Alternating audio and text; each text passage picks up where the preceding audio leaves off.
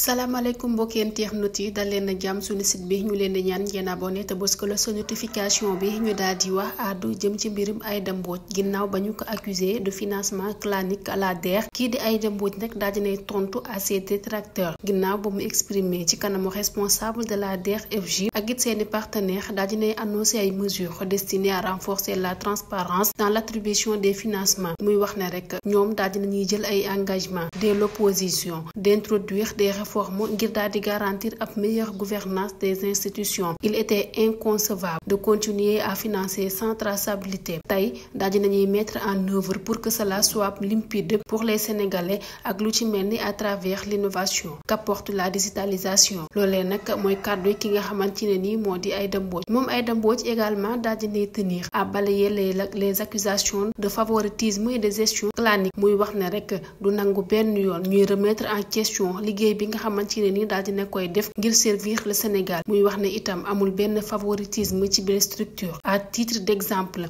daal dinay xamle ne amul même pas accès au mécanisme de l'application bi nga xam ne mooy daal di sélectionner les porteurs de projets à financer daal dinay réitérer l'engagement de la DER/FJ te it daal di topp les nouvelles orientations fixées par les autorités compétentes daal di mettre l'accent sur la transparence et l'efficacité ci bu ñu sukkandikoo ci yéenekaay bi di l'Observateur ñaari ancienne directrice de l'administration et de l'équipement mu di DAGE bu ministère bi nga xam ne moo nekkoon sous Macky Sall dina daan nekk viseur du parquet financier bi le journal bi nga xamante ne nii rek révélé wul benn yoon seeni identité wala sax ministère yi nga xamante ne nii ca lañ nekkoon waaye daal dinay xamle ne ñoom nag ñoo ngi sur le point d'être arrêtés pour des irrégularités présumées dans leur gestion kenn ci ñoom ñekk jigéen mu di ab inspectrice du trésor daal dinay souligner bi les sources muy wax ne rek yile enquête nga xam ne daal dinañ koy amal par les corps de contrôle de l'État daal dinay révéler ay irrégularités graves dans sa gestion muy wax ne rek dañoo daal di procéder à des paiements pour des marchés fictifs prétendument exécutés pour le compte du ministère. Interpellé sur ces soupçons, la mise en cause nag fournirut benn pièce justificative selon le quotidien d'information ci bu ñu sukkandikoo ci yéenekaay bi di l'Observateur mu cay yokk rek ne la seconde DAGE visée par le parquet financier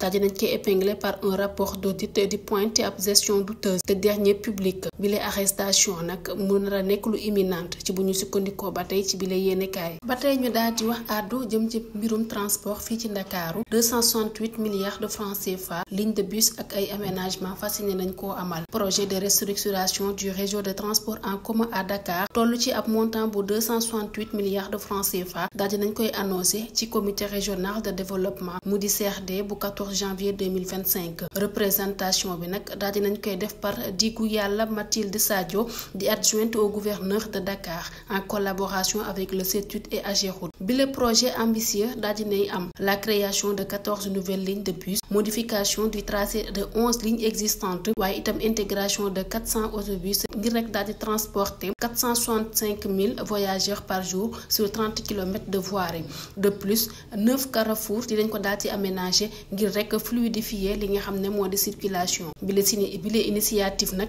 di viser améliorer considérablement lii di mobilité urbaine waaye tamit daal di wuyu ci besoin yi nga xamante ne ni population bi ñu ngi koy daal di laaj en matière de transport public ci gàttal 3000 personnes yi dañ leen daal di concerner par le tracé des nouvelles lignes bi le projet ñu daal di koy lancer le 30 mai 2024 war naa achever d'ici fin 2026 muy daal di bénéficier d'un soutien financier de plusieurs partenaires internationaux lu ci mel ni état bu Sénégal Banque européenne d'investissement Banque africaine de développement Agence française de développement ak it coopération allemande bi la maîtrise d'œuvre nag ñu daal di koy assuré par le CETUD tandis que la réalisation dinañ ko daal di jël en charge par AGEROUTE ba tey ñu daal di des ci wàllum dem beeg dikk bi ab chute daal dinay am ginnaaw 20 millions de passagers trafic passager bu train express régional mu di TER daal dinay amal ab baisse de fréquentation en 2024 bu ñu sukkandikoo ci les chiffres ñu daal di koy publier par la société d'exploitation du train express régional am na ab chute bu toll ci 20 millions de passagers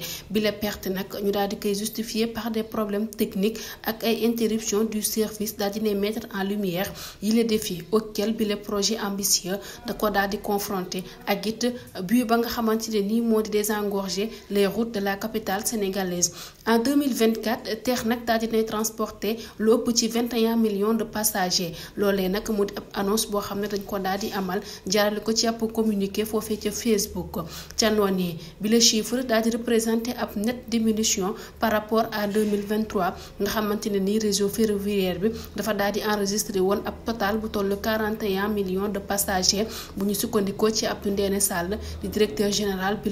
la époque de la société. Bien que les raisons de ce recul n'aient pas été officiellement communiquées bëri na ci ay observateurs yoo xam ne daal di nañuy pointer ab baisse d'intérêt des usagers lu ci mel ni ay pannes fréquentes ak it ay problèmes techniques yoo xam ne rek dafa daal di perturber bi la exploitation. ci octobre 2024 ay travaux daal di nañ koy réaliser ngir rek daal di joyanti yi les défaillances techniques par la construction d'un poste de gestion du système de sécurité à Rufisque entraîne ay interruptions temporaires du trafic. ci bu ñu sukkandikoo ci yile prévision initiale section actuellement en service daal di relier Dakar à Diamniadio ci 36 kilomètres dafa war a transporter lu ëpp ci dafa war a transporter environ 115 000 passagers par jour. ca noonee nag yile résultats yi ñu am dafa daal di nekk loo xamante ne nii rek dafa néew lool ci attentes yi. ci deuxième phase bi nag en cours de réalisation daal di dañuy prévoir connecter le réseau à l'aéroport international Blaise Diagne te it daal di porter sa capacité